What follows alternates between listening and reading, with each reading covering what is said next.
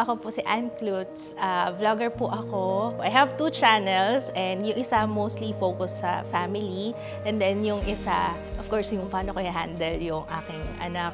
Yeah, I'm also a makeup vlogger. Yung anak kong awesome, ang pangalan niya is Franco Ju. Tawag namin sa kanya is Ju.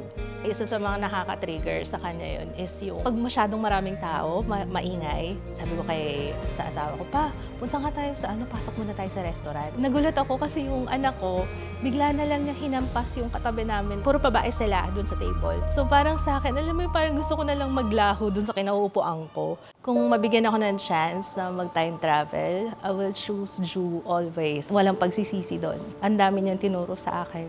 Tinuro niya sa akin kung paano maging, yung appreciate yung simplicity ng buhay. Pero pag tinitingnan ko si Ju, parang sobrang simple ng buhay for him. Actually, nung nasundan si Ju, may mga na-receive akong comment na, alam mo na nga may autistic yung pangalawa mo, bakit mo sinundan pa?